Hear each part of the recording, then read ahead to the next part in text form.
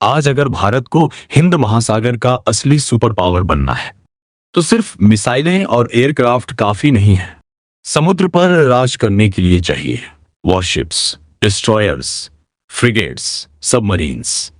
लेकिन अब एक बहुत बड़ा सवाल खड़ा हो चुका है। क्या इंडियन नेवी की सबसे तेज मॉडर्नाइजेशन अचानक रुकने वाली है? क्योंकि पिछले कुछ सालों में जिस स्पीड से भारत ने युद्धपोत बनाए हैं, वैसी स्पीड दुनिया की बड़ी बड़ी नेवीज भी मेंटेन नहीं कर पाती। लेकिन अब नए ऑर्डर्स नहीं आ रहे, प्रोजेक्ट्स फंसे हुए हैं, अप्रूवल्स डिले हो रहे हैं। और अगर यही हाल रहा तो आने वाले 5 सालों में इंडियन नेवी भी कहीं इंडियन एयरफोर्स जैसी क्राइसिस सिचुएशन में न पहुंच जाए। तो आखिर क्या हो रहा है इंडियन नेवी के अंदर? क्यों अचानक रुक सकती है भारत की वॉरशिप प्रोडक्शन लाइन? और क्यों प्रोजेक्ट 17 ब्रावो, प्रोजेक्ट 18 और प्रोजेक्ट 75 अब भारत के लिए मेक और ब्रेक बन चुके हैं? आज इस वीडियो में हम पूरी कहानी समझेंगे। नमस्कार दोस्तों, आप देख रहे हैं द इंडियन नैरेटिव, जहां हम भारत की डिफेंस पावर, जियोपॉलिटिक्स और स्ट्रेटेजिक रियलिटी को डीपली डिकोड करते हैं। और आज की कहानी सिर्फ एक वॉरशिप की नहीं है, ये कहानी है भारत की समुद्री ताकत के भविष्य की। कुछ ही दिनों पहले इंडियन नेवी को मिला है प्रोजेक्ट 17 अल्फा क्लास का छठा स्टेल्थ फ्रिगेट INS महेंद्रगिरी। और अगर आप इसकी टाइमलाइन देखेंगे तो ये जेन्युइनली शॉकिंग है। 2022 में इस वॉरशिप पर कंस्ट्रक्शन शुरू हुआ और सिर्फ 4 सालों के अंदर इसे कमीशन करने की तैयारी हो चुकी है।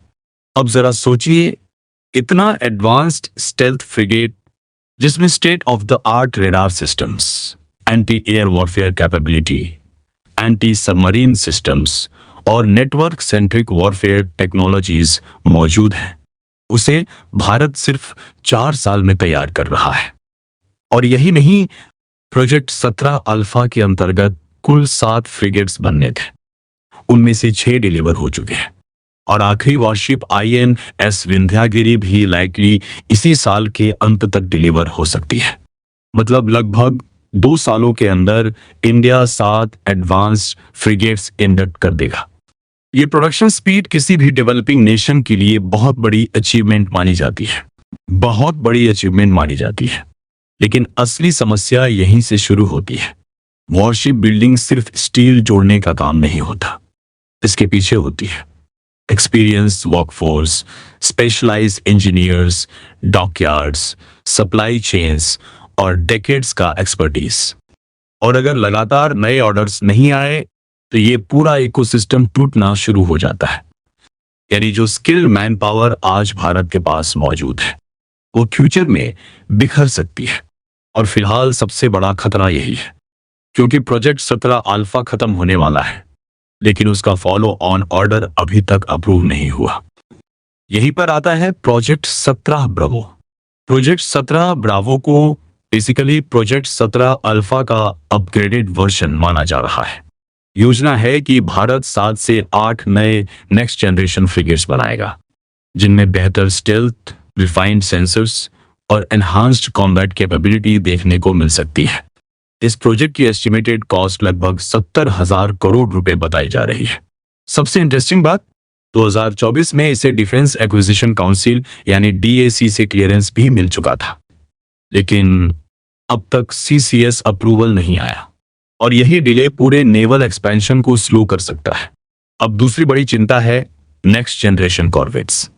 इंडियन नेवी के कई पुराने कॉर्वेट्स और फ्रिगेट्स अगले कुछ सालों में रिटायर होने वाले हैं। और अगर रिप्लेसमेंट समय पर नहीं आए तो ऑपरेशनल गैप्स बनना शुरू हो जाएंगे। करीब 8 नेक्स्ट जनरेशन कॉर्वेट्स की रिक्वायरमेंट बताई जा रही है।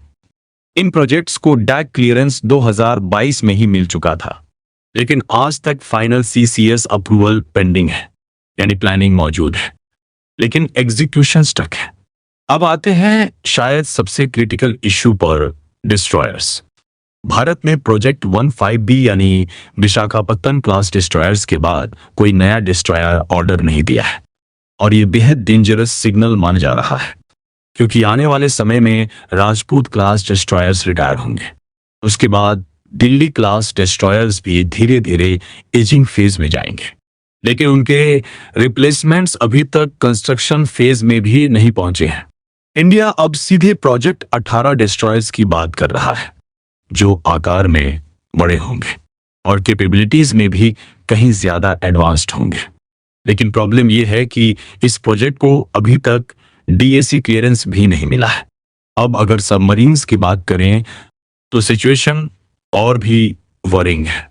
भारत की कई पुराने किलो क्लास और Shishumar class submarines retirement phase में पहुंच चुकी है, लेकिन नई सबमरीन्स की कंस्ट्रक्शन स्पीड बेहद स्लो रही है। यहीं पर आता है प्रोजेक्ट 75। कहा जा रहा है कि आने वाले कुछ महीनों में इसकी डील साइन हो सकती है, लेकिन शॉकिंग बात यह है कि यह प्रोजेक्ट लगभग 10 साल डिले हो चुका है। और यही वजह है कि इंडियन नेवी की अंडर वाटर कैपेबिलिटी पर प्रेशर लगातार बढ़ता जा रहा है। आज भारत के पास मौका है कि वह अपने शिप बिल्डिंग इकोसिस्टम को लगातार एक्टिव रखे और अगले 10 सालों में दुनिया की सबसे पावरफुल नेवीज में अपनी जगह मजबूत करे। लेकिन अगर अप्रूवल्स और एग्जीक्यूशन इसी तरह डिले होते रहे तो आने वाले समय में इंडियन नेवी भी वही प्रॉब्लम फेस कर सकती है जो आज इंडियन एयर फोर्स फेस कर रही है, एजिंग प्लेटफॉर्म्स और कैपेबिलिटी गैप्स। अब देखना यह होगा कि क्या 2026 भारत की नेवल एक्सपेंशन स्टोरी को नई रफ्तार देगा या फिर ये मोमेंटम धीरे धीरे खत्म होने लगेगा। आपकी क्या राय है? क्या भारत को एग्रेसिवली नेवल एक्सपेंशन करना चाहिए या फोकस किसी और सेक्टर पर होना चाहिए? कमेंट करके जरूर बताइए। अगर वीडियो पसंद आया हो तो लाइक करें, शेयर करें और चैनल द इंडियन नैरेटिव को सब्सक्राइब करना बिल्कुल मत भूलिए। जय हिंद।